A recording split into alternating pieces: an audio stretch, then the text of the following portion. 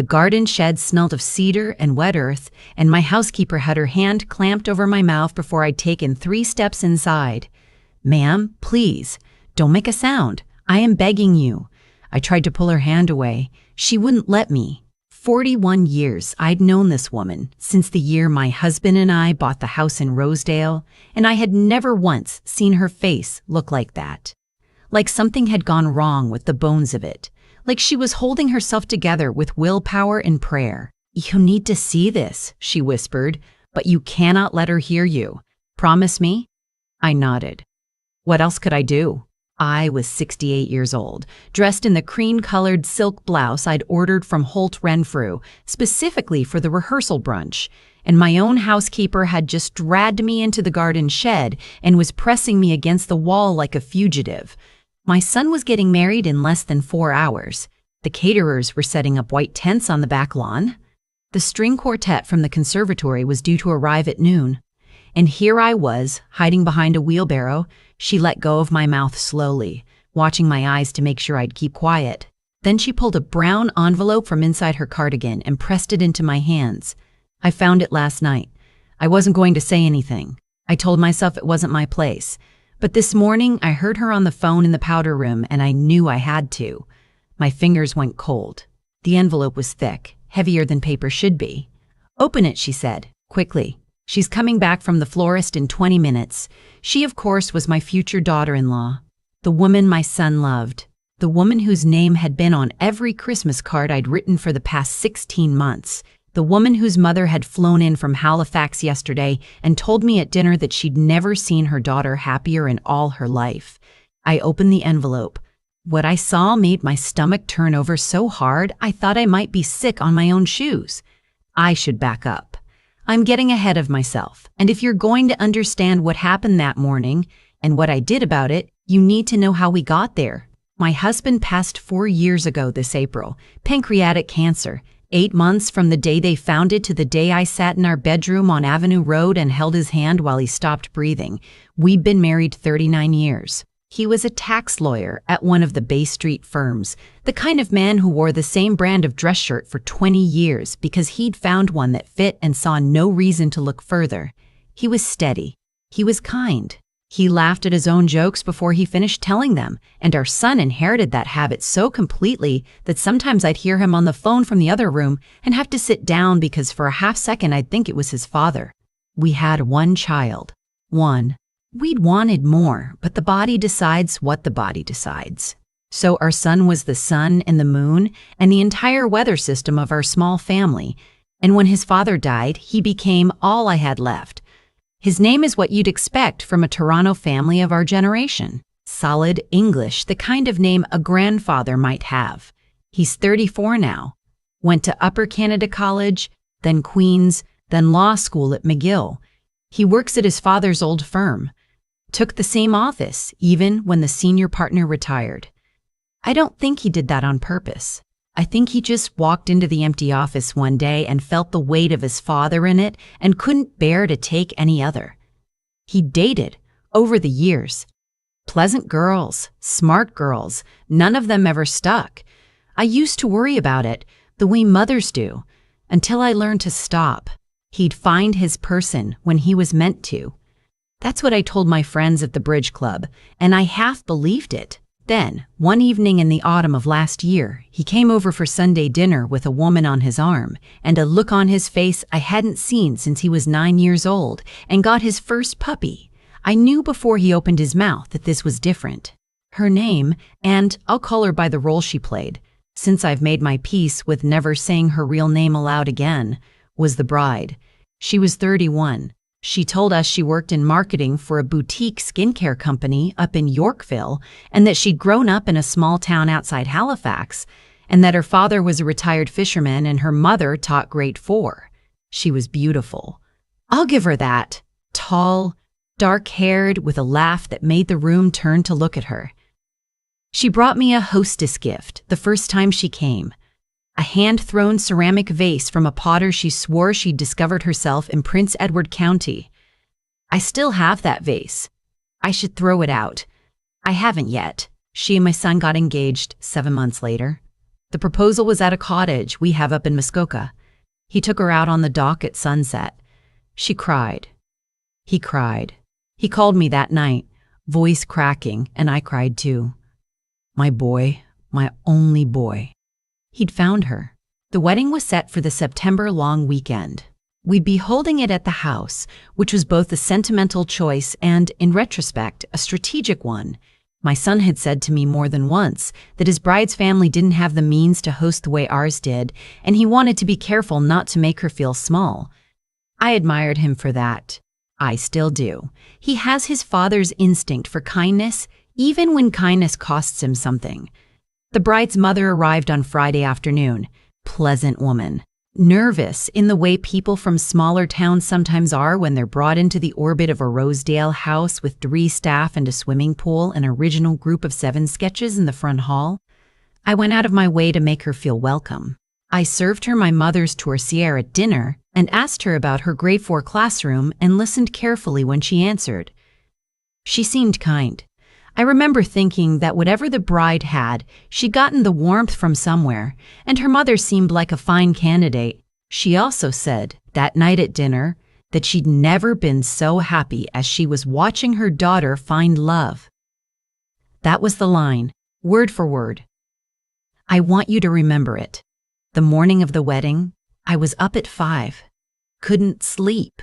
The string quartet was due at noon, the photographer at 1, the ceremony at 4. I went down to the kitchen in my dressing gown and put on the coffee and watched the sky turn pink behind the maples. My housekeeper came in around 6, the way she always does, even though I told her she could take the wedding day off. She wouldn't. She said she wanted to be there. I should have noticed something was wrong, even then. She was quieter than usual.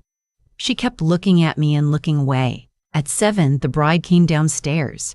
She'd stayed at the house, old custom I know, the bride being separate from the groom, and she came down in jeans and a cashmere sweater and said she was running out to pick up the bouquet from the florist on Bayview because she wanted to make sure they'd done the eucalyptus exactly right. She kissed me on the cheek. She smelled like the perfume my son had bought her for her birthday.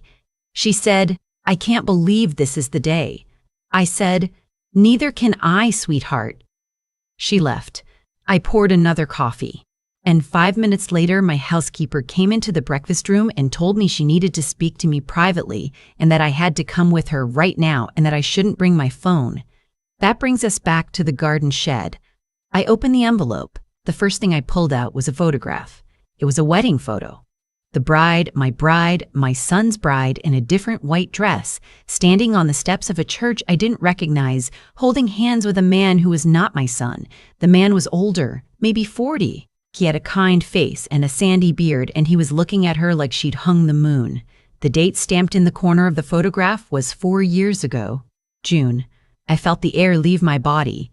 The second thing was a marriage certificate, province of New Brunswick, dated the same June.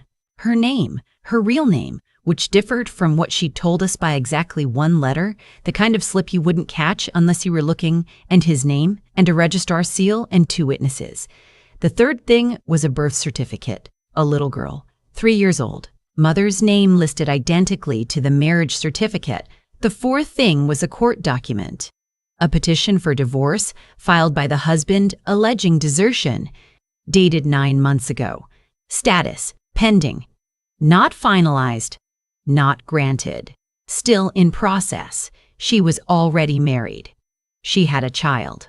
She had walked away from both of them less than a year ago, and she was, in 3.5 hours, going to stand in my back garden in front of 140 guests and the United Church minister and marry my son. I sat down on an overturned plant pot. I think I made a sound. My housekeeper crouched in front of me and put her hands on my knees. "There's more," she said. "Ma'am, there's more." She handed me a thin stack of bank statements, 3 credit cards, all in the bride's real name, all maxed. A line of credit at a credit union in Moncton, also maxed. A demand letter from a collections agency, total debt, by my quick arithmetic, somewhere north of $70,000. And then the last thing, a single printed page, an email. Dated 2 months ago, from the bride to a woman whose name I didn't recognize, with the subject line that I will not write here because I cannot bear to. The contents were a list of my son's assets, his RRSP, the estimated value of our family cottage, the estimated value of this house, which my husband had left in trust to my son with me as the life tenant, a note about my health. I'd had a small heart episode in the spring, nothing serious, but apparently she'd taken note. A timeline. A plan. I read it twice. I read it 3 times. I read it until my hands stopped shaking, and then I read it once more. My housekeeper said, "I found the envelope yesterday. She'd left it in the wardrobe in the guest room, taped behind the drawer. I was vacuuming. The vacuum caught the corner of the tape and pulled it loose. I didn't mean to find it, ma'am. I want you to know that." I nodded. I couldn't speak yet. This morning, she said, she was on the phone in the powder room. She didn't know I was in the hall. She was telling someone, a man, I think, that she just had to get through today, and then she'd sort him out within the year. Those were her words, sort him out. I looked up at her, the woman who had cleaned my house for over 4 decades, who had been there when my son took his first steps in the front hall, who had brought me soup when my husband was dying, who had, this morning, risked her job and her dignity, and possibly more to drag me into a garden shed and tell me my child was about to marry a thief. "Thank you," I said. My voice came out as a whisper. "Thank you." She nodded, wiped her eyes with the back of her hand. "What do we do, ma'am?" That was the question, wasn't it? I'm going to tell you what I almost did, because I think it matters. I almost stood up and marched into the house and called my son and told him everything on the phone right then. I almost did. My hand was on the door of the shed, but I stopped because I remembered the email. I remembered the line about my health, and I remembered with a clarity that frightened me something my husband had said to me once about cornered animals. He'd been talking about a witness in a fraud case. He'd said, "People who have built a life on lies will do almost anything to protect that life when the lies start to crack. They'll lie harder, they'll cry, they'll threaten, they'll hurt people. If I called my son, she would deny it. She would weep. She would tell him I'd never accepted her, that I'd been looking for a way to sabotage them from the start. And my son loved her. He loved her the way I'd loved his father. He might believe her. Even if he didn't, he might believe her enough that the truth would arrive too late, or too messily, or in a way that hurt him for the rest of his life. I needed proof he could not look away from. I needed it to land at a moment when she could not spin it. And I needed above all to make sure that whatever happened today, my son would walk out of it knowing that I had not destroyed his life. The woman in the wardrobe had done that. I was only the one carrying the lantern. I sat in the shed for another 5 minutes, and I thought harder than I have thought about anything in my life. Then I came out, and I called my brother-in-law. My husband's brother is a Crown prosecutor in Ottawa. He'd retired the year before, but he still had every contact in the country. I called him from the landline in the pool house where I knew the bride wouldn't think to look. I told him in a voice I barely recognized what my housekeeper had found. He listened without interrupting. When I finished, he said, "Where is she now?" "She's at the florist. She'll be back in 15 minutes. Don't let her see anything is wrong. Put the documents back where she had them. Pretend you found nothing. I'm calling someone in Toronto right now. Give me 20 minutes. I did exactly what he said. My housekeeper went back upstairs and replaced the envelope behind the drawer in the wardrobe with hands that shook so badly I had to help her with the tape. I went into the kitchen and poured myself another coffee and walked out to greet the bride when her car pulled into the drive at 8:20. I want you to understand something. That moment, when she got out of the car holding the bouquet, smiling at me, calling out, "Wait until you see how perfect it turned out." That was the hardest acting I have ever done. I smiled back. I told her the eucalyptus was beautiful. I touched her arm. I think I may have laughed at something she said. Inside my chest, there was something cold and electrical, like a wire that had come loose in a storm. She went upstairs to get ready. Her hairdresser arrived. Her mother arrived from the hotel. The house filled up with the bustle of a wedding morning, and I moved through it as though through a dream. And every 20 minutes I went out to the pool house and checked the landline. My brother-in-law called back at 9:45. He told me what was going to happen. At 9:50, I called my son. He answered on the second ring. He sounded breathless and happy. He was already at the church. We were doing the ceremony in the back garden. But the legal signing was happening in a side chapel of the church his father was buried at, a small thing with just close family, before the bigger reception. He said, "Mum, I was just about to call you. The minister's here early. Are you on your way?" I said, "Sweetheart, I need you to listen to me, and I need you to trust me, and I need you not to react to anything I'm about to say in front of anyone else. Are you somewhere private?" There was a pause. Then he said, in a quieter voice, "I'm in the vestry. I'm alone. What's happened?" "Something has come to my attention this morning about your bride. I am not going to tell you on the phone, but I'm asking you, as your mother, to do one thing for me before the signing. There is a man who is going to come to the church in about an hour. His name is—" I gave him the name of the lawyer my brother-in-law had arranged, "and he is going to ask to speak to you privately for 10 minutes. I am asking you to give him those 10 minutes. After that, you decide what you want to do. If you want to walk out of the chapel and marry her anyway, I will stand beside you and I will host the most beautiful reception this city has ever seen. I will never raise it again. I swear that to you on your father's grave." The silence on the other end of the line lasted a long time. Then he said very quietly, "Mum, what is it?" 10 minutes. "That's all I'm asking." He said, "Okay." He said it like a little boy. I will hear his voice say that word for the rest of my life. The lawyer arrived at the church at 10:50. I was still at the house, helping the bride's mother with her corsage, smiling at the photographers, accepting compliments on the canopy of white roses over the garden gate. The bride was upstairs in the master bedroom, getting into her dress. I had not been up to see her. I had told her hairdresser to tell her I was overwhelmed and wanted to wait until the first look photo. She'd accepted that. Of course she had. She thought she'd already won.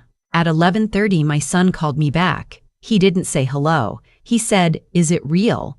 "It's real, sweetheart. All of it. All of it. I have copies in my hand. The lawyer has copies. Your uncle has copies. Your uncle has copies." He made a sound. I'm not going to describe that sound. It belongs to him. Then he said, "I'm going to do this at the chapel, not at the house. I don't want her family.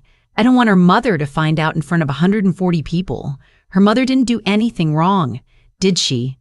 I don't believe she did. Bring her mother to the chapel.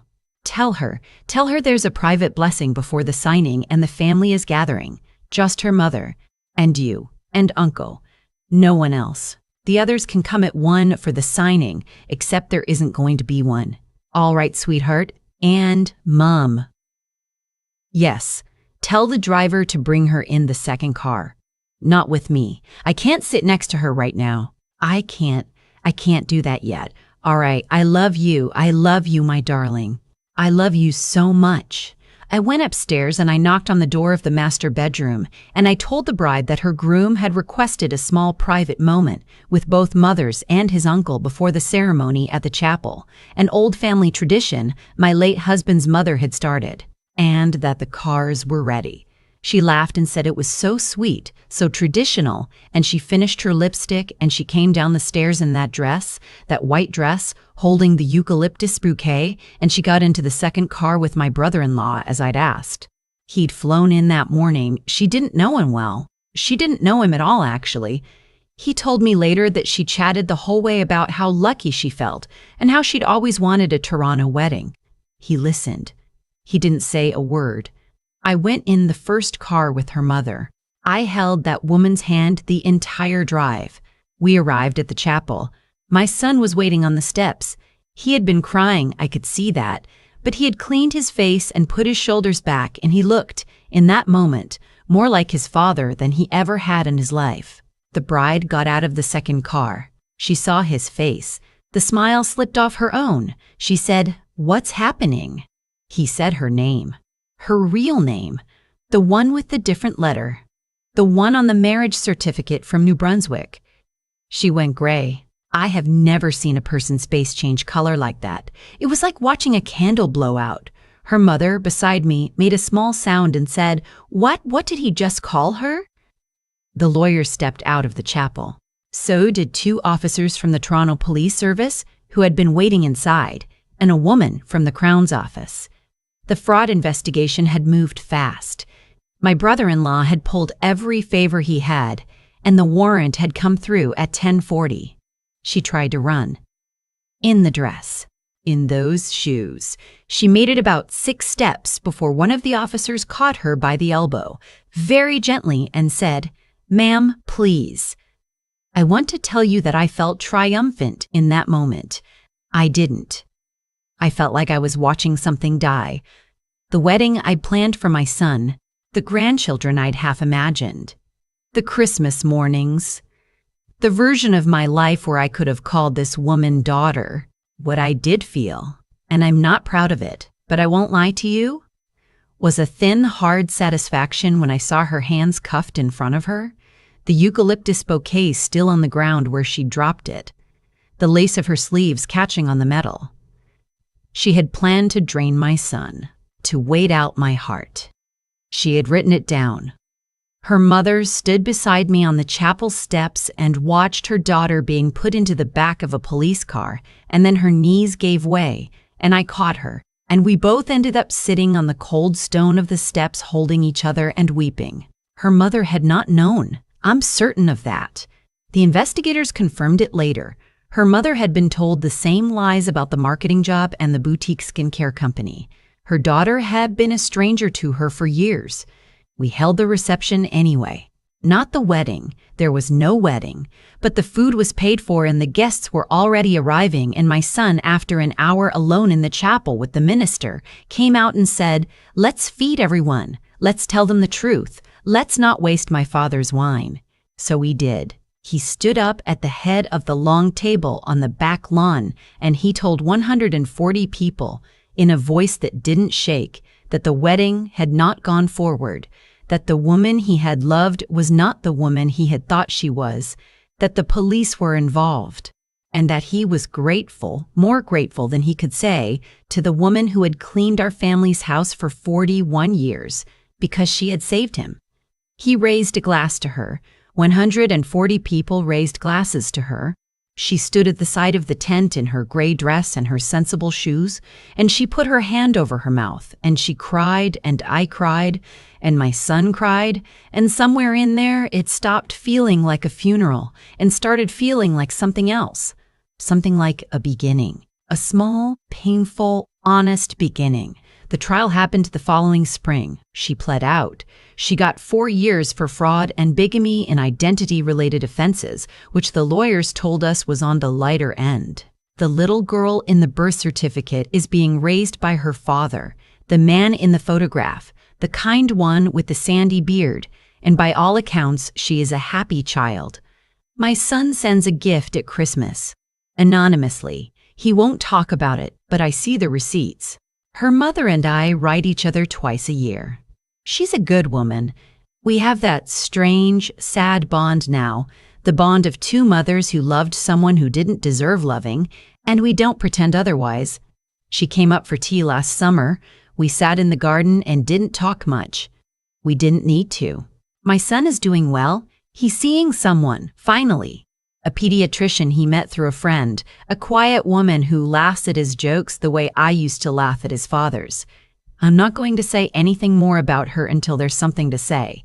I've learned to wait and to watch and to listen to the people who clean my house and pour my coffee and have known me for 41 years.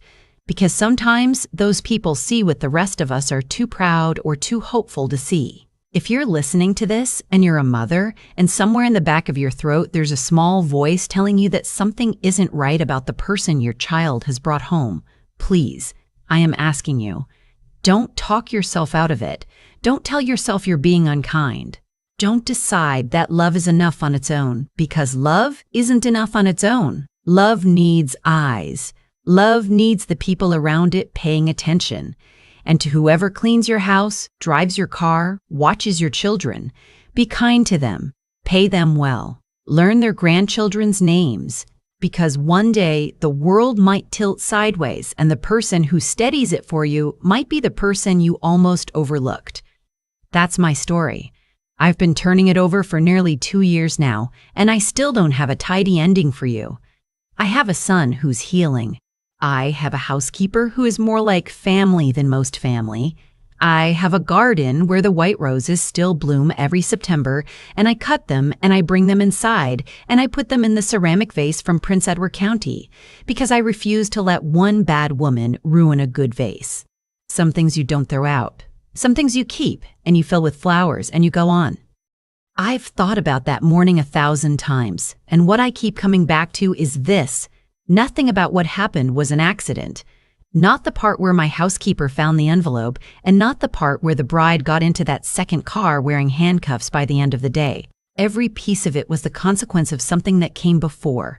She thought she could write down a plan to drain my son and tuck it behind a drawer in a guest room wardrobe in a house she didn't own. She thought my housekeeper was furniture.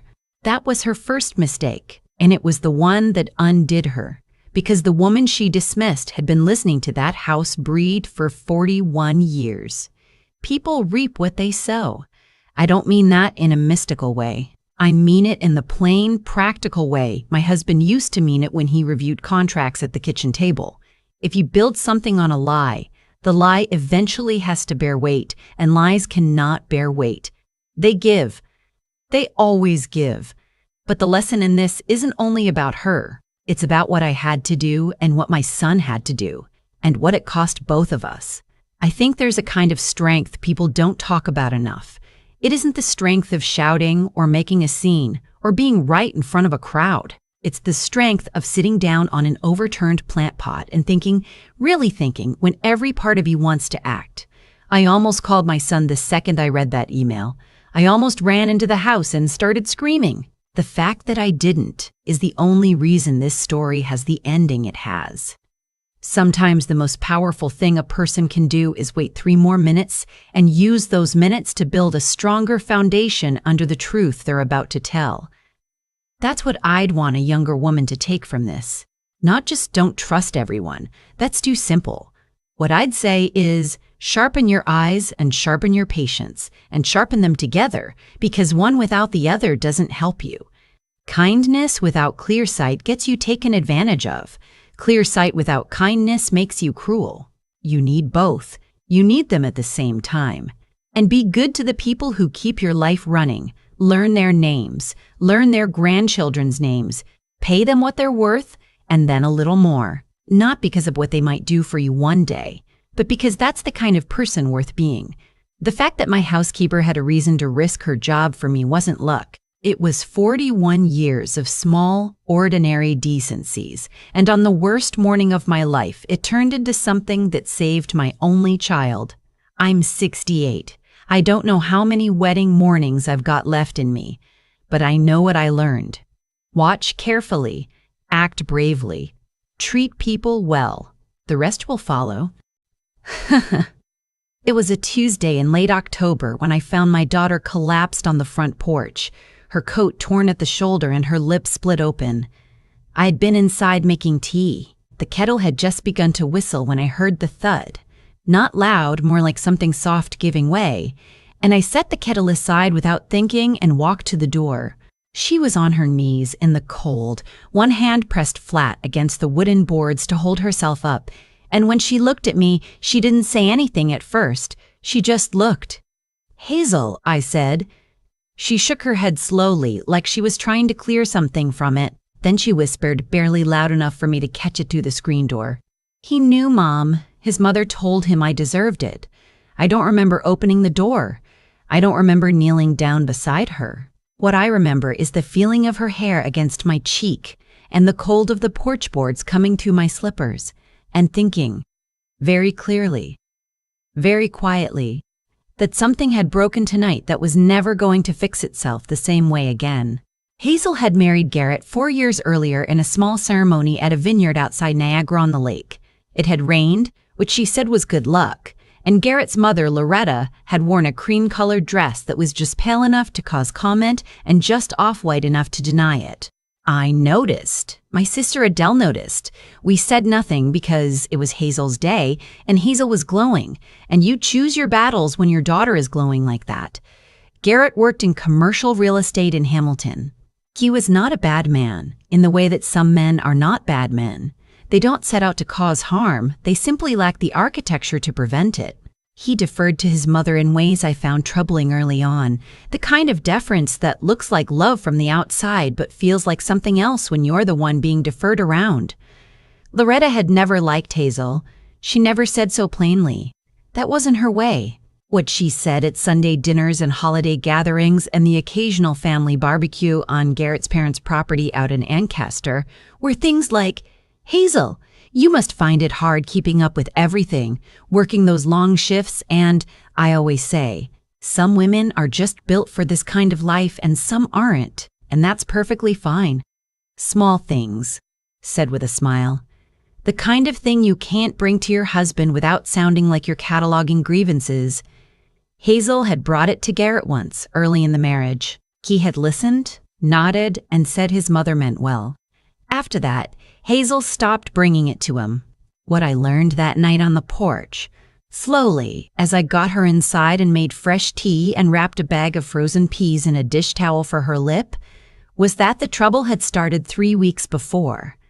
Hazel had been trying to get pregnant. They both had been, or so she believed. What she didn't know, because he hadn't told her, was that Garrett had been having a separate conversation with his mother about whether Hazel was the right person to be having his children at all. She found the messages by accident. His phone had been sitting on the kitchen counter while he showered, and it lit up with a notification from Loretta. Just a few words visible on the screen. "Enough. You know what I've always thought. The children will thank you later." Hazel had picked up the phone and read the rest. Loretta had been telling Garrett for months that Hazel wasn't suitable, that her family wasn't the right kind, that any children they had together would be. And this was the word Loretta had used. I had to ask Hazel to repeat it because I couldn't believe I'd heard correctly. Complicated. My daughter's background, her heritage, the side of her that came from my mother's family, Jamaican-Canadian, proud and warm and filled with more grace than Loretta would see in 10 lifetimes, was to Loretta a complication. Hazel had confronted Garrett. He had not defended her. That was the night before I found her on the porch. He had told her, standing in their kitchen in the house they shared on a quiet street in Waterdown, that maybe his mother had a point. That maybe they had moved too fast, that maybe they had moved too fast, that maybe they needed to reconsider things. She had left. She had driven for 40 minutes in the dark with a cracked windshield wiper streaking rain across the glass, and she had come to me because there was nowhere else to go when the world goes that particular kind of quiet. I called my brother Wendell at 7 the next morning. Wendell is 63, 2 years younger than me, and he spent 30 years as a Crown attorney in Ontario before retiring to a small hobby farm near Elora. He is the calmest person I have ever known. The kind of calm that isn't absence of feeling but precision of it. He knows exactly how much heat a situation requires and applies it accordingly. I told him everything. He was quiet for a long moment. Then he said, "Where is she now? Asleep in the spare room. Good. Don't let her go back there alone. And Ruth, that's what he calls me. My full name is Ruth Ann. But Wendell has always shortened it. I need you to tell me honestly, does she have any joint accounts with him?" That was when I understood that Wendell had shifted into a different mode entirely. The financial situation was worse than I had known. Hazel, it turned out, had been contributing equally to a joint savings account they'd opened together 2 years into the marriage. They'd been setting money aside for a house renovation. The kitchen in Waterdown needed updating. There were plans drawn up and everything. She had deposited her paychecks directly, kept her personal spending to her own account, and trusted that what went into the joint account stayed there. Over $34,000 had been moved out of that account in the last 6 months. Moved, not withdrawn, transferred. in amounts just small enough not to flag automatically, into an account Hazel didn't have access to. She showed me the statements. She had printed them at the library before coming to me because she'd had the presence of mind, even in the state she was in, to gather the paper trail. I thought of her, sitting at the library printer in Waterdown with a split lip and shaking hands, making sure she had documentation. I thought she got that from me. Wendell drove out the following Saturday. He sat at my kitchen table with Hazel and a yellow legal pad and asked questions in his quiet, methodical way. He wasn't practicing law anymore, but he knew exactly which lawyer she needed and what questions to ask. By Monday morning, Hazel had retained a family law solicitor in Hamilton, a woman named with a good reputation in the Halton and Hamilton region for exactly this kind of case. She had also filed a report with the Hamilton Police Service regarding the financial transfers because Wendell had reviewed the statements and believed there was a basis for a fraud claim. Loretta, I later learned, had advised Garrett on the timing of the transfers. She had been the one to suggest the amounts, the intervals, the separate account. She had, in other words, helped her son steal from his wife. I sat with that for a long time. There's a version of me that would have gone to Loretta's front door. There's a version that would have made calls, written letters, said things at a volume the neighbors could hear.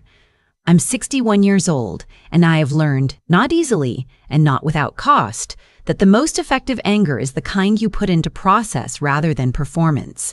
So instead, I baked. I made a pot of soup. I helped Hazel draft a list of the personal property she needed to retrieve from the house. And I let Wendell and the solicitor do what they were trained to do. The retrieval day was a Wednesday, 3 weeks after she'd arrived on my porch. Ontario family law requires that both parties have notice before personal property is removed from a matrimonial home. Garrett had been notified through his own lawyer. He was supposed to be present.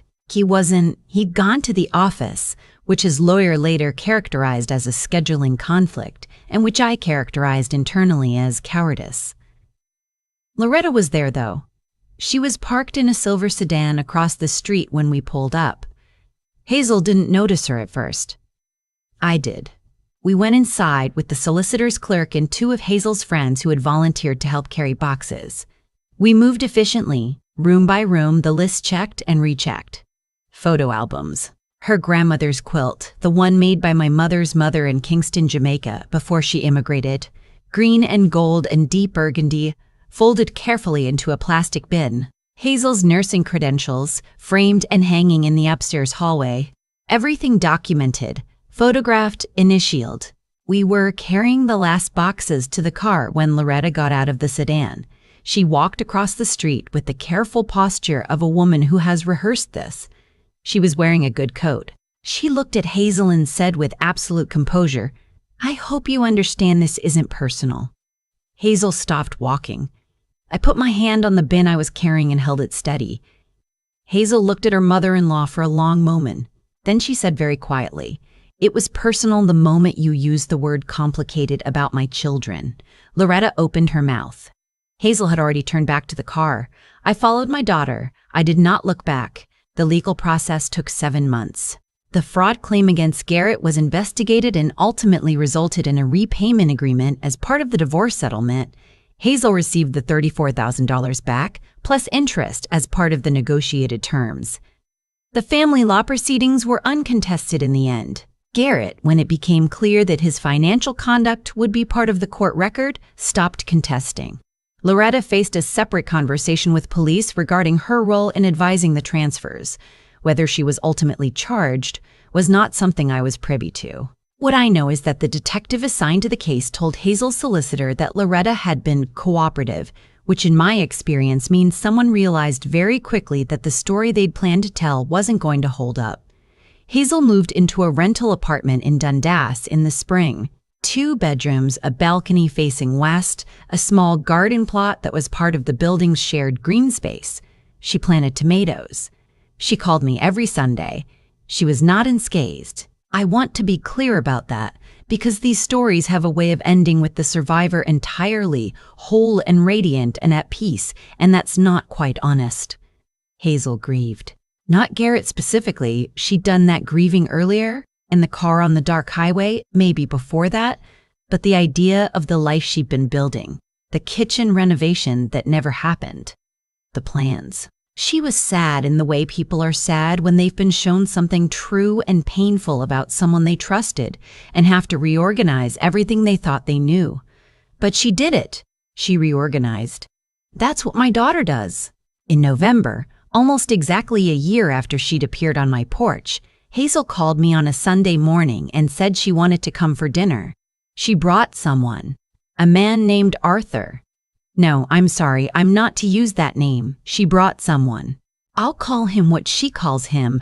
She calls him P, a nickname that stuck from childhood, and that he wears easily the way comfortable people wear comfortable things. He was a high school science teacher from Burlington, quiet in the way that Wendell is quiet, not absence but precision. He helped clear the table without being asked. He asked my sister Adele about her work with the Hamilton Community Legal Clinic without performing interest. He was actually interested. When they left, Adele looked at me across the kitchen and raised both eyebrows. I nodded.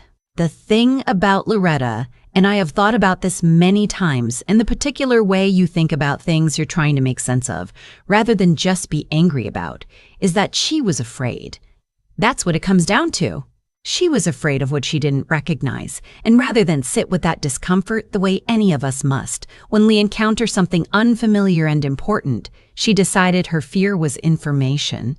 She let it run. She dressed it up in quiet, well-coded malice and called it looking out for her son. My mother came to Canada from Kingston in 1971. She arrived at Pearson with $40, a phone number for a distant cousin in Scarborough, and a conviction that was, in her words, too stubborn to be called hope. She cleaned offices for 3 years while she upgraded her credentials. She became a registered practical nurse. She retired at 67 and spent her last years making her quilts and growing herbs in small pots on a Mississauga balcony and telling her grandchildren that the point of a family was not where it came from, but what it chose to do with what it had. She died when Hazel was 12. But Hazel remembered. I know she remembered because of what she did at that quilt in the watered-down hallway, the care with which she lifted it off the shelf where it had been stored, the way she held it against herself for a moment before putting it in the bin. Some things you don't have to be told twice. Wendell came for Christmas that year. He brought his partner Malcolm and a bottle of scotch and a very large, slightly misshapen gingerbread house that Malcolm had built with his grandchildren the week before and insisted on transporting intact, which meant the drive from Elora had involved no sharp turns whatsoever. We ate too much. Adele brought her 2 kids. Hazel came with P, and they sat on the couch after dinner with the comfortable ease of people who have figured out that they're safe with each other. At one point, Wendell came and stood beside me at the kitchen window. We could see them through the doorway, Hazel talking with her hands the way she does, P leaning in, Adele's children sprawled on the floor with a board game they'd lost interest in. "She's all right?" Wendell said. "She is," I agreed. He poured us each a small measure of scotch and handed me mine, and we stood there in the kitchen without needing to say anything else about it. That's the thing about people who have known each other long enough. The important moments don't require narration. Later, after everyone had gone and I was washing up and the house had settled back into its own particular quiet, I thought about that Tuesday in October. The thud on the porch, the kettle going still. I thought about my daughter on her knees in the cold and the quilt folded carefully in a plastic bin and 7 months of process over performance and a man in Burlington who was actually interested when someone spoke to him. I thought, it takes a long time sometimes, and it costs something. But here we are. I've been thinking lately about what my mother used to say when someone treated her poorly.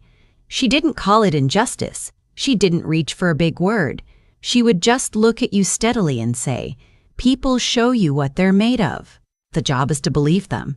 It took me most of my adult life to understand that believing people, really believing what they show you, isn't pessimism.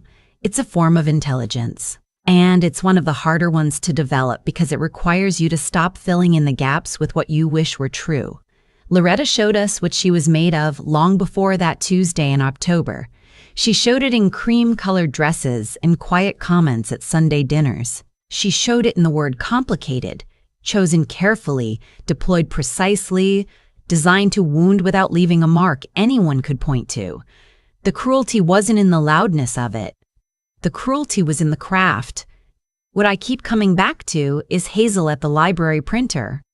Split lip, shaking hands, printing bank statements. That image does something to me that I don't quite have language for, except to say that it is the clearest picture I have of what integrity looks like in practice.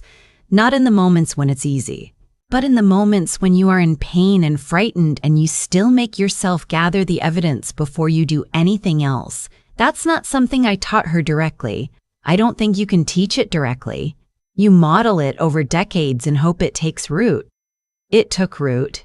The thing about Garrett is that his failure wasn't dramatic. He didn't set out to harm Hazel. He simply, when the moment came that required him to choose between his mother's approval and his wife's dignity, chose the easier thing. He had been choosing the easier thing for years, and she had been absorbing the cost of those choices without naming them, because she loved him and she hoped. That hope was not foolish. It was generous. It was generous. It was just, in the end, extended to someone who hadn't earned it. There's a particular kind of grief in recognizing that. Not rage. Rage comes first, and then it settles, and what's underneath it is something quieter and sadder, which is the understanding that some people will not grow. Some people will protect their comfort over their character, every single time, and no amount of patience from you will change the sequence. Wendell understood that before I did. He went straight to the practical question, the accounts, the paper trail, the right solicitor. That steadiness wasn't coldness. It was love in the form that actually helps. Not sympathy that keeps you in the feeling, but action that moves you through it. I think that's what I want to say finally. Anger is information. Grief is information. The question is what you build from it. Hazel took the information and she built a different life. A Dundas apartment with a west-facing balcony, tomato plants, Sunday phone calls, a man who listens without performing it. That life didn't appear. She made it, one careful decision at a time, starting with the one she made at a library printer in Waterdown, with a split lip and 34,000 reasons to be precise. My mother came to this country with $40 and a conviction too stubborn to be called hope. Hazel is her granddaughter in every way that counts. Here we are. First thing I noticed that morning was the smell of cedar. My daughter had insisted on cedar boughs along the staircase railing, even though it was late June and nobody decorates with cedar in late June. But Fiona had always done things her own way, and this anniversary party, her 10th with Reed, was going to be no exception. I stood at the top of the stairs in my housecoat, coffee in hand, listening to the catering crew set up downstairs in the great room of their Muskoka cottage, and I thought to myself, "Honor, you old fool, just let her have her day." That was at 6:45 in the morning. By 8:30, I would be hiding inside a linen closet on the second floor, holding my breath, with my 8-year-old granddaughter pressing one small finger against my lips. I should back up. My name is Honor. I'm 63 years old, a retired schoolteacher from Peterborough, Ontario, and I lost my husband Donovan to a stroke 4 years ago this November. Donovan and I had one daughter, Fiona, and Fiona married Reed Hawthorne the summer she turned 26. He was an investment advisor at one of the big banks downtown. Bay Street office, the whole 9 yards, and the day she introduced him to us, my Donovan said to me afterwards in the kitchen, while Fiona and Reed were out by the car, "Honor, that man smiles too much with his teeth and not enough with his eyes." I told him he was being ridiculous. I told him Reed was charming, polished, ambitious, and that Fiona was 26 years old and capable of choosing her own husband. Donovan just nodded and went back to drying the dishes. I have thought about that conversation every day for the last 6 weeks. The cottage in Muskoka had been Reed's idea, a wedding present to Fiona, technically, though Donovan and I had quietly contributed to the down payment back in 2016. It sat on a quiet bay off Lake Rousseau with a wraparound deck and a boathouse that had been converted into guest quarters. Fiona and Reed lived in Toronto most of the year, but every summer they came up here for July and August, and most weekends besides. My granddaughter Wren, their only child, my only grandchild, knew the lake the way other kids know their backyard. She could swim before she could properly skip, and she had been begging me for 2 months to come up and stay for the anniversary weekend. So I drove up on the Friday afternoon. Fiona had asked me to come early to help. The party was Saturday evening, a catered dinner for 30 close friends, dockside cocktails, a string trio she'd hired from Bracebridge, the works. Reed wasn't there when I arrived. He'd gone out on the boat with 2 of his colleagues from the city. Fiona was on the phone with the florist when I came in, and she waved me through to the kitchen without really looking up. I unloaded my Subaru, made myself a cup of tea, and went out onto the deck to find Wren. She was sitting on the bottom step that led down to the dock, knees pulled up to her chest, watching a loon out on the bay. She didn't turn around when I sat down beside her. She just leaned her head against my shoulder and said very quietly, "Grandma, I'm glad you came." "Of course I came, sweet pea. I wouldn't miss it." "Grandma," she said in the same quiet voice, "Daddy has another house." I'll be honest with you. I almost laughed you. Children that age say all kinds of things. They mishear, they imagine, they mix up television and real life. I almost said, "Wren, Daddy has this house and the house in Toronto. That's 2 houses. What do you mean?" But something stopped me. Maybe it was Donovan's voice in my head from 12 years ago. Maybe it was the way Wren wasn't looking at me. Maybe it was the loon calling out across the bay in that low, mournful note that always sounds like a question. I just said, "Tell me more about it, sweet pea." She told me she'd been on Daddy's iPad 3 weeks ago looking for a game, and she'd opened a photo by accident. The photo was Daddy in front of a different house, small, with green shutters, in a place with palm trees. There was a woman with him and 2 little boys, maybe 4 and 6. The woman was holding Daddy's hand. The boys were both wearing matching swim trunks. Daddy was smiling. "Did you tell Mummy?" Wren shook her head. "Mummy was sleeping, and then I forgot. And then I remembered last week, and I tried to find the picture again, but Daddy had a new password on the iPad." I held her against me for a long minute. The loon called again. I told her she had been very brave to tell me, and that I would think about what to do, and that she was not to mention it to anyone else, not Mummy, not Daddy, not even her best friend Hattie at school. She nodded against my shoulder. Then she asked if she could have a cookie, and we went inside. That was Friday evening. I did not sleep well. I lay in the guest bedroom on the 2nd floor, and I told myself over and over that Wren was a child, that she could have been mistaken, that the photo could have been Reed's brother, except Reed didn't have a brother, or an old client, or a stock photo for an ad campaign. By 3 in the morning, I had convinced myself it was nothing. By 4, I was unconvinced again. By 5, I had decided that I would simply watch Reed carefully on Saturday, and if I saw nothing concerning, I would let it go. That was the plan. That was a very good plan. Saturday morning began the way I described. Cedar boughs, coffee, 6:45. I went downstairs around 7 and ate a piece of toast standing up at the kitchen island.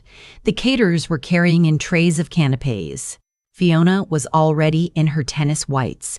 She'd booked an early court at the resort across the bay with 2 of her girlfriends who had driven up the night before, and she was apologizing to me about leaving me alone with the chaos. But I told her not to be silly, that I had Wren, and Wren and I would manage. She kissed me on the cheek and was out the door by 7:30. Reed was still asleep, or so I thought. At about 8:10, I went upstairs to get dressed.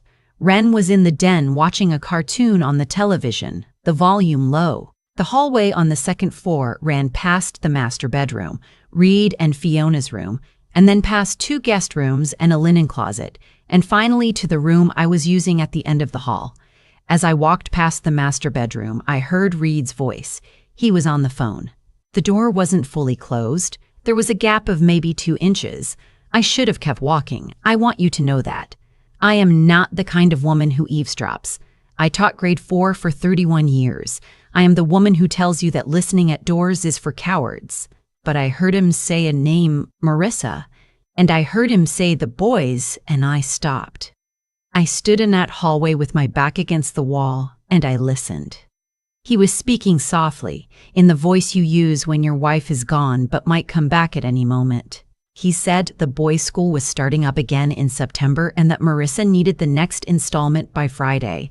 He said yes, he understood, but the Toronto situation was complicated this weekend, that Fiona was on edge because of the party, that he couldn't get to a wire transfer until Monday.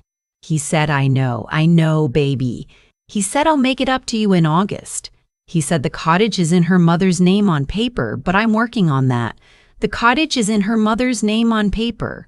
I want to tell you what happened in my body when I heard those words, but I'm not sure I can. It was as though somebody had reached into my chest and taken hold of my lungs and squeezed. I could hear my own pulse in my ears. I felt very cold and very hot at the same time. The cottage was not in my name. The cottage was in Fiona's name. He was lying to that woman about owning my daughter's house. Or he was lying to my daughter about who owned it. Or there was something else going on entirely that I did not yet understand. I did not move. I did not breathe. He kept talking. He said, sweetheart, I have to go. I think honor's up. I'll call you from the boathouse later. That was when I heard the floorboard creak behind me. I turned, and there was Wren in her sundress, holding her stuffed rabbit by one ear. She had heard me listening. She had heard him talking. Her eyes were enormous. She looked at me, and I looked at her, and without a word, she reached out and took my hand, and she pulled me. She pulled me down the hallway, away from the bedroom door, past my own room, to the linen closet at the end. She opened the door. It was a deep walk-in closet, the kind old cottages have, with shelves of folded sheets and a single bare bulb, and she pulled me inside and shut the door behind us. She put one finger to her lips. We stood there in the dark, my granddaughter and I breathing very quietly. After a moment, I heard the master bedroom door open. I heard Reed's footsteps in the hallway. I heard him pause for a heartbeat, then two, then three, and then the footsteps continued and went down the stairs. Wren whispered, the smallest whisper I have ever heard, Grandma, there's more. I crouched down so my face was level with hers. The bulb cast a yellow circle on the closet floor. What do you mean, sweet pea? She said. Mrs. Pelletier. Mrs. Pelletier was the housekeeper. She came in twice a week, Tuesdays and Saturdays, and had been with the family for 6 years. She was a wiry woman in her 50s from Sudbury, with a no-nonsense manner and a deep, abiding love for my granddaughter. Wren told me in that whisper that Mrs. Pelletier had taken her aside 2 Tuesdays ago and asked her, very gently, if Daddy ever brought any other ladies to the cottage. Wren had said no. Mrs. Pelletier had said, you're a good girl. Don't tell anyone I asked. Why did she ask, Wren? Wren shrugged. But her chin was wobbling. I held her. I told her I was going to fix this. I told her she had done absolutely nothing wrong, that she was the bravest girl in the world, and that whatever happened today, I was going to take care of her and her mother. I told her to wait 1 minute and then to go back down to the den and watch her cartoon, and to not, under any circumstances, let on to her father that anything was different. She nodded. She is a serious child, my granddaughter. She has always been a serious child, my granddaughter. She has always been a serious child. We came out of the closet. She went down the hall. I went into my room and I sat on the edge of the bed and I tried to think. Here is what I knew. Reed was having an affair with a woman named Marissa, and there were 2 boys involved. Reed was paying for those boys. Reed had told that woman that the cottage was in his mother-in-law's name and that he was working on that. Reed had been doing this long enough that the housekeeper had noticed something, and Fiona, my Fiona, knew none of it. Here is what I did not know. How long it had been going on. How much money was involved. Whether the woman knew about Fiona, whether the boys were Reed's, whether there was anything I could do to actually prove any of it before Reed heard me coming and started covering his tracks. I had, by my watch, about 9 hours until the party began. I went downstairs. Reed was on the deck, drinking a coffee in his weekend clothes, the soft cotton sweater, the boat shoes, the careful tan. He smiled at me with all his teeth. He asked how I'd slept. I told him beautifully, thank you, and I asked if he'd be on the boat again today, and he said yes, just for an hour. His colleague was driving up, and they wanted to take a quick run to the marina for fuel. I asked him very casually what time, and he said around 10. It was now 20 past 8. I waited until he went upstairs to shower. Then I went and found Mrs. Pelletier in the kitchen. She was unwrapping a tray of smoked salmon.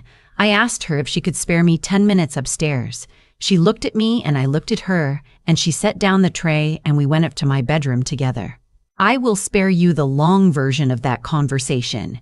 Mrs. Pelletier, her first name was Bernadette, had suspected something for almost a year. She had found earrings in the master bedroom that did not belong to Fiona. She had found a child's drawing in a coat pocket once, signed to Daddy, love Theo. She had heard Reed on the phone more than once when he thought he was alone in the cottage. She had not said anything because she was a housekeeper and Fiona was her employer, and these were not things you said unless you were certain. But she had been watching and she had been documenting in her own quiet way in a notebook she kept in the side pocket of her purse. I asked if I could see the notebook. She brought it up to me 20 minutes later. It was a dollar store memo pad, the kind with the spiral on top, and it was full of dates and notes in her square, careful handwriting. Tuesday, March 14th, earrings on nightstand, not Mrs. H's. Saturday, April 8th, call overheard, Marissa, Theo, August. On and on, 22 entries. The most recent was from the previous Tuesday. I asked her if she would be willing to tell my daughter what she had seen when the time came. She looked at me for a long moment. Then she said, Mrs. Micking, honor. I have wanted somebody to ask me that question for a long time. Reed came down at 9:45 and went out on the boat. The moment I heard the boat engine, I went up to the master bedroom. I want to be very clear about this. I am a 63-year-old retired teacher. I am not a private investigator. I do not, as a rule, snoop in other people's bedrooms. But I had 9 hours and I had a granddaughter who had pulled me into a closet, and I was not going to let this man stand on a dock in front of 30 people that night and toast my daughter's 10th anniversary while she had no idea that her life was a fiction. His iPad was on the dresser. It was locked. I tried Ren's birthday. No. I tried Fiona's birthday. No. I tried his own birthday, which I knew because Fiona had thrown him a 40th at Canoe 2 summers ago, and it opened. I am not going to describe everything I found because I do not need to relive it. There were photographs. There was a folder marked M in boys. There were screenshots of bank transfers I counted while my hands shook, and the total over the last 18 months was just over $147,000 Canadian, going to an account at a credit union in Kelowna, British Columbia. Kelowna. There was a photo of him with Marissa and the 2 boys on a beach with the caption, "Our weekend last summer." Last summer, Reed had told us he was at a finance conference in Halifax for 10 days. I remembered because Fiona had been annoyed that he hadn't called more. I took photographs of everything with my own phone. Every screen, every transfer, every image. It took me about 40 minutes. Then I locked the iPad, put it back exactly where I'd found it, and went downstairs and made myself a sandwich I could not eat. Bernadette saw my face from across the kitchen.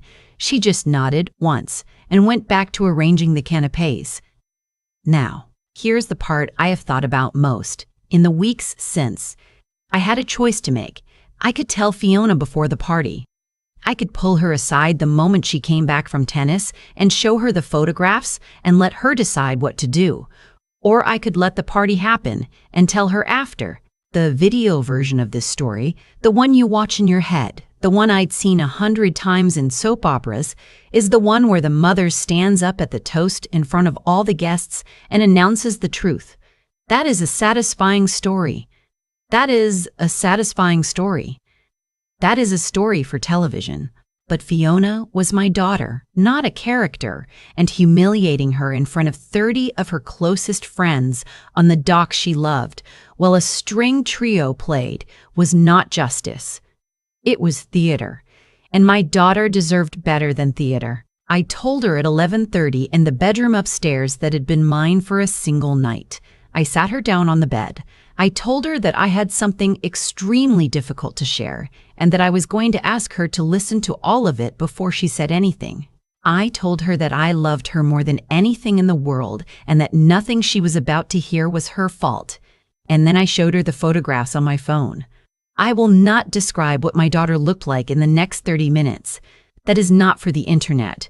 I will only tell you that she did not cry at first.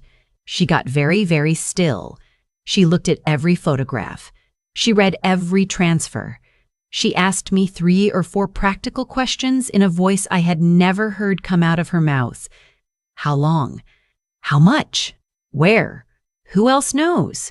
Then she stood up, walked into the ensuite bathroom, closed the door, and screamed once into a towel. When she came out, her face was wet, but her eyes were clear, and she said, "Mom, we are going to have the party." I started to argue, and she held up her hand. She said, "Reed invited his parents from Oakville. Reed invited his boss, Phil, and his boss's wife. Reed invited the senior partner who controls his bonuses. Reed invited the woman from the bank who handles our line of credit. If I cancel the party, he disappears tonight with whatever he can move, and I am left chasing him through 3 provinces. If we have the party, every single person who matters to him professionally is on the dock at 6 o'clock. And so is my mother. And so is Bernadette. And so is the housekeeper's notebook. And so are your photographs." She looked at me. She was 36 years old in that moment, and she was also 4 years old, and she was also 4 years old, and she was also somehow my mother. She said, "I need you to call Hugh." Hugh was Donovan's brother. Donovan's brother was a corporate lawyer in Toronto, semi-retired, the kind of man who knew judges by their first names and who had loved my Fiona since the day she was born. I called him. I told him the situation in clipped, careful sentences on the bedroom phone with the door locked. He asked 4 questions and then he said, "Honor, don't let him leave the property. I'm in the car. I'll be there by 4. Reed came back from the boat at 12:30, cheerful and sun-warmed, and Fiona kissed him on the cheek and asked how the marina was and told him she'd booked the manicurist for 1 o'clock and that she'd see him at the dock at 5:30 for cocktails. He went upstairs to change. She went into the den, sat on the floor with Wren, and read her 4 picture books in a row. Hugh arrived at 4:15. He came in through the kitchen door in a polo shirt with a leather folio under his arm, and he hugged Fiona for a long time. And then he sat down with her at the kitchen island, and they spoke quietly for 40 minutes. Bernadette brought the notebook. I brought my phone. Hugh made notes. Hugh made phone calls. Hugh, it turned out, knew somebody at the credit union in Kelowna. Hugh, it turned out, knew somebody at Reed's bank. By 5:30, Hugh had quietly put a hold on the joint accounts that Fiona could initiate as a co-signatory. He had also called a friend of his at the OPP who, while not yet involved, was on standby for a phone call. The guests began arriving at 6. I stood on the deck in the dress Fiona had picked out for me, a simple navy linen, and I watched Reed greet his colleagues. I watched him kiss his mother. I watched him put his hand on Fiona's lower back and steer her toward the senior partner from his firm. He was beautiful, my daughter's husband. He was charming and warm, and his teeth flashed in the late sun. Donovan had been right about him from the very first day. The string trio played. The canapés went around. Fiona's best friend from McGill made a toast. Reed's mother made a toast. Reed himself stood up and made a toast. About 10 years, about partnership, about being the luckiest man on this lake. And people lifted their glasses and clinked them, and Wren stood beside me and held my hand so tightly I could feel her small bones. Then Fiona stood up. She thanked everyone for coming. She thanked her mother, me, for being there for her whole life. She thanked her Uncle Hugh for driving up at the last minute. She thanked Bernadette by name for making the cottage a home. And then she said, very calmly, holding her champagne flute steady, that she had something to share with everyone before the dinner began. That she had learned that very morning that her marriage of 10 years was not what she had believed it to be. That she had documentation. That her uncle, who many of them knew, had filed for an emergency motion on her behalf that afternoon. That the OPP had been notified of certain financial irregularities. that she was extremely sorry to do this in front of them, but that several of the people in this room were also professionally entangled with her husband, and they deserved to know what she had learned on the same evening at the same time, so that no one could later say they had been kept in the dark. There was a silence on that deck. I will remember until the day I die. Reed laughed. He laughed once, sharp and quick, and he started to say something. Hugh stepped forward from the kitchen door. Bernadette stepped forward from the kitchen door. Wren let go of my hand and walked across the deck and stood beside her mother, and she put her small hand on Fiona's hip, and she looked up at her father, and she said, clearly in the voice she uses when she is reciting something at school, "Daddy, you have another house, with Theo and the other boy." I saw the picture. I have never seen a man's face change the way Reed's face changed in that moment. The charm fell off. It came off all at once, like a costume. Hugh said, "Reed, inside, now." Reed did not go inside. He turned to walk down the deck stairs toward the dock. Two of the guests, the senior partner in fact, and Reed's own father, moved at the same time and blocked him. Hugh made a phone call. The OPP officer Hugh had spoken to was apparently closer than I had realized, because two cruisers came up the gravel drive within 20 minutes. Reed was not arrested that night. The charges: fraud, financial misappropriation from a joint marital account, falsified documents related to a property in British Columbia, came later over the following weeks after forensic accounting. The bigamy question, it turned out, was not a question. He and Marissa had never legally married, though he had told her they had.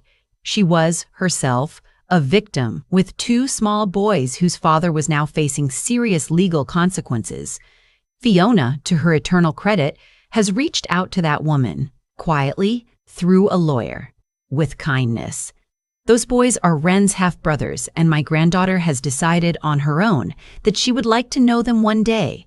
The cottage stayed in Fiona's name. It was always in Fiona's name.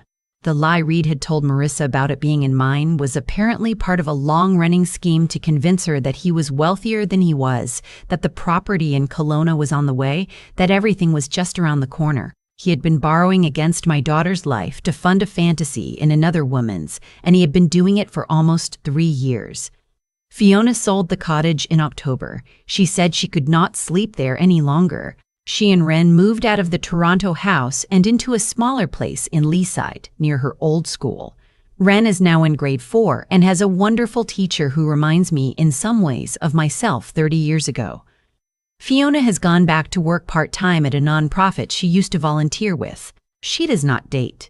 She says she is not ready, and I do not push her. Bernadette, the housekeeper, the woman who kept the notebook for almost a year, the woman who saw what no one else wanted to see, has her tuition for night classes paid for in full by my daughter for as long as she wants to study. She is becoming a paralegal. She is going to be very good at it. Wren and I drove up to a different lake last weekend, a smaller one near Bancroft, where I have rented a little A-frame for the rest of the summer. We sat on the dock in the evening and watched a loon come out of the reeds. Wren was quiet for a long time. Then she said, "Grandma, did I do the right thing? In the closet?" I told her she did. I told her she was the bravest person I have ever known, and that I am the bravest person she has ever known, and that we are a team now, and that we will always be a team. She thought about this. Then she said, "Grandma, what made you stop? In the hallway? Why did you stop and listen?" I told her the truth. I told her her grandfather Donovan, dead these 4 years, had told me 12 summers ago that something about her father wasn't right, and I had not listened. I told her that when I heard her father's voice through that bedroom door, it was Donovan's voice in my head that made me stop. Wren nodded, very seriously. She said, "Grandpa was a good listener." He was. He really was. I want to say one thing before I finish. If you are watching this, if you are a mother or a grandmother or anyone who loves anyone, and you have a feeling, a small feeling, that something is not right in your family, I want you to listen to it. I want you to listen to it the way I should have listened to my Donovan 12 summers ago. Your gut is not paranoia. Your gut is the part of you that has been paying attention while the rest of you was being polite. And the children in your life, they see things. They see them and they hold them and they wait, sometimes for weeks, sometimes for months, until they trust you enough to tell you. When they do, you get down on their level and you look them in the eye and you thank them. And then you act. I almost didn't. I almost let it go. If I had walked past that bedroom door, if I had not stopped, if Ren had not pulled me into that closet, my daughter would still be married to that man tonight. She would be planning Christmas with him. Ren would be growing up calling him Daddy. And somewhere in Kelowna, 2 little boys would be waiting for a father who comes and goes like weather. The cedar boughs on the staircase that morning, the smell of them. I will remember that smell for the rest of my life. Trust the small voice. Trust the child. Trust the woman in the kitchen who has been watching for a year. And if you are very lucky, somewhere along the way, you will hear the voice of someone you have lost, telling you to stop and listen at a door you would otherwise have walked right past. That is the only thing I have to tell you. That is the whole of it. Good night from the lake, my dears. Sleep well. Hold your people close. I have thought about that morning at the cottage every single day since it happened, and I have come to believe that nothing in this life arrives by accident. Every quiet warning my Donovan gave me 12 summers ago, every small thing Bernadette wrote down in her dollar store memo pad, every moment Ren held a secret in her small chest until she trusted me enough to share it. Every single one of those things was a thread. And on that Saturday morning in late June, all the threads pulled tight at the same time. That is how cause and effect actually works in a family. It is not loud, it is not dramatic. It is 12 years of small ignored signals, and then one cedar-scented morning when the bill comes due. I have learned late in my life that being a decent person is not enough. You also have to be a person who pays attention. Reed was charming and warm and successful. And for a decade, I told myself that those things added up to character. They do not. Character is what a man does when he thinks the door is closed, 2 inches, and his mother-in-law is not in the hallway. Character is what Bernadette did when she found earrings that were not Fiona's and started writing dates down because she did not yet know what else to do. Character is what an 8-year-old child does when she pulls her grandmother into a closet because the grown-ups around her have stopped seeing what is right in front of them. That is the moral piece of all of this, and I will not soften it. We owe the people we love our attention, not our politeness, our attention. The wisdom piece is harder because wisdom is mostly the long, painful business of admitting you were wrong. I was wrong about Reed for 10 years. I was wrong about my own ability to read a man. I was wrong 12 summers ago when I told my husband he was being ridiculous, and I have had to sit with that wrongness and forgive myself for it. Slowly, the way you forgive yourself for any old failure. By doing better the next time the chance comes around. The next chance came in a hallway in Muskoka, and I took it. And the courage piece, the nerve of it, the spine, I want to say belongs to me, but it does not. It belongs to Ren. My granddaughter held a secret for 3 weeks because she did not yet know who to give it to. When she finally gave it to me, she did it with a finger pressed to her own lips, in the dark, in a linen closet smelling of lavender sachets and old sheets. If she could be that brave at 8, then I owe her, and I owe my Fiona, and I owe my Donovan, the same kind of courage for whatever years I have left. We do not get to choose the moment our family needs us. We only get to choose whether we have been paying enough attention to recognize it when it comes. Pay attention, tell the truth, be brave. The rest tends to follow.